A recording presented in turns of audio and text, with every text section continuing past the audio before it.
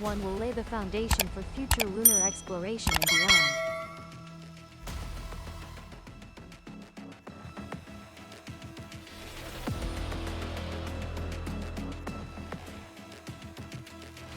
It is the first phase of a series of missions designed to send humans to the moon as part of the Artemis program. NASA successfully launched Artemis 1 at 1:47 a.m. U.S. time on November 16 from Launch Complex 39B at NASA's Kennedy Space Center in Florida. NASA's Space Launch System, SLS, will send an uncrewed deep space exploration system, the Orion spacecraft, to orbit the moon and return to Earth. This test effort for the Orion module lays the groundwork for subsequent missions in humanity's exploration of the solar system. The year 2022 marks half a century since astronaut Eugene Cernan of Apollo 17 left the last footprints on the moon in 1972, and much has changed since then. That year, the first handheld scientific calculator was released, and today we hold in our hands more computing power than what safely guided the Apollo astronauts to the moon and back. And now, at this moment, humanity is finally about to leave low Earth orbit once again. And soon, by 2025, we may see astronauts walking in lunar dust, thereby inspiring a whole new generation of space explorers to dream bigger.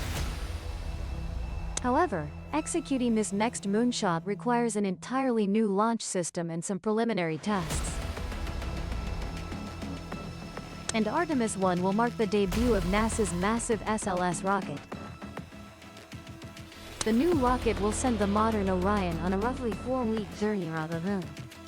If all goes according to plan, the Artemis 2 mission will take place in 2024, sending astronauts to orbit the moon and return South Pole, with support from SpaceX.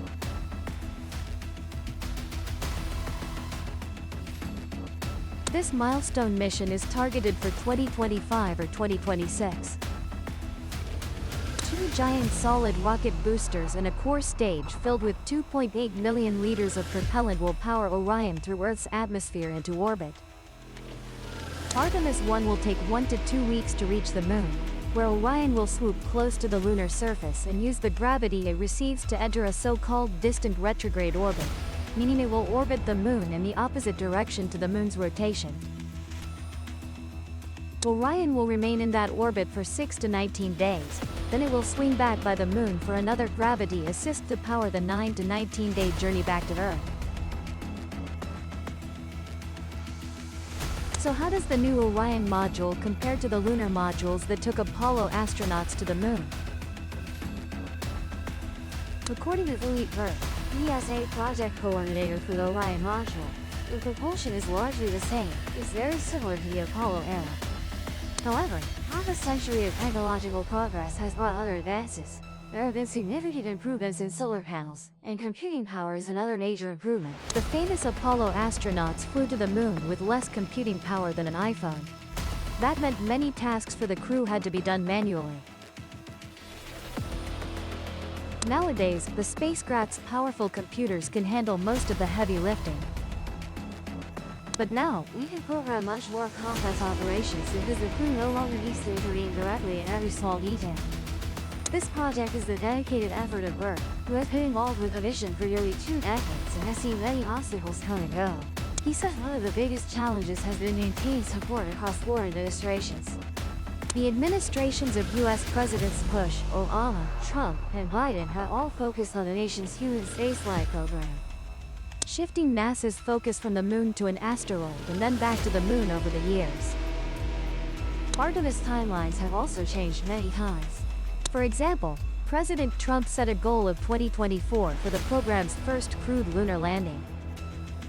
Beyond politics, the coronavirus pandemic also brought many challenges for Artemis. Some argue that sending humans back to the moon is a waste of time, money, and resources.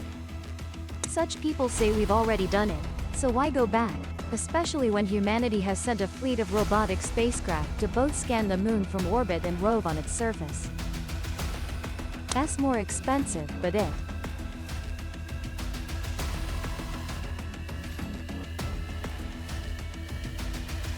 Ultimately, we also want more than just fleeting visits. We want to stay long-term and build something sustainable. Indeed, Artemis aims to establish a sustainable human presence on and around the moon by the late 2020s.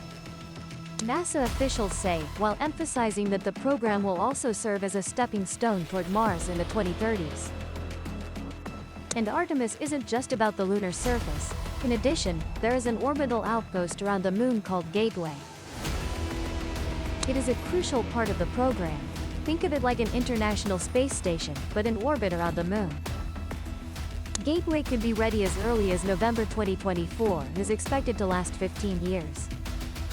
While at Gateway, astronauts will stay in the habitation and logistics outpost Halo. Additionally, there are docking ports for cargo and cruise ships to resupply. Then, astronauts will transfer to the Starship Human Landing System, a lunar lander based on SpaceX's existing Starship. Initial stays will be short and mostly inside the lander, but eventually NASA wants astronauts to live on the lunar surface at the Artemis base camp for at least a month at a time. After Artemis 1, if all goes according to plan, the second mission Artemis 2 will launch and return astronauts from a trip around the moon in 2024. Then, in 2025 or 2026, Artemis 3 will land astronauts near the moon's south pole. Eventually, the space between Earth and the moon could be bustling with cargo ships and astronauts traveling back and forth. Jeff Bezos, founder of Amazon and the aerospace company Blue Origin, has suggested the moon could be where we place our heavy industry. Doing so would free up living space on Earth and move infrastructure that pollutes our atmosphere to a place with no atmosphere at all. This idea is indeed fantastic. Experts say the moon is also an ideal refueling station for exploring deeper space in the solar system. The size and scale of the SLS show just how hard we have to work to escape Earth's gravitational pull. Earth's gravity is 6 times weaker than Earth. Additionally, the moon has a vast amount of water. Since water is H2O, this means a plentiful supply of oxygen. Researchers calculate that the moon's surface alone has enough oxygen to sustain 8 billion people for 100,000 years. Liquid oxygen is also rocket propellant. Thus, lunar mining could lead to the creation of off-Earth energy stations, where traveling spacecraft can refuel. That's why the Artemis base will be located at the moon. Sunlight at the moon's south pole is also advantageous. This area is illuminated about 90% of the time, compared to the 2 This is good news for a solar-powered lunar outpost.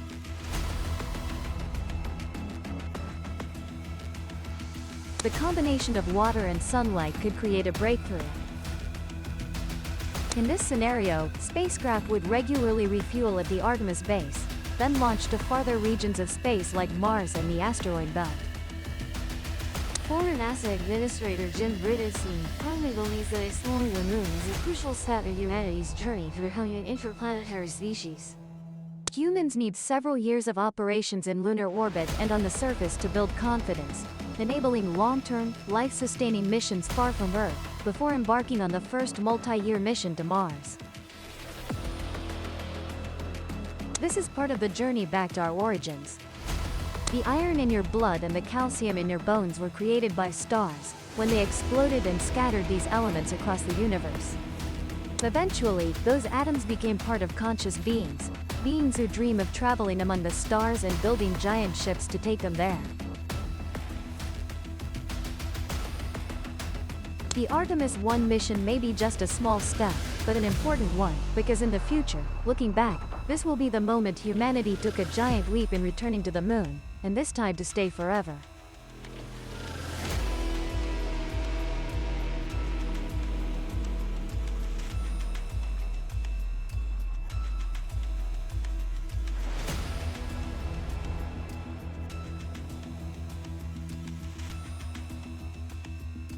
Thank you for watching the video.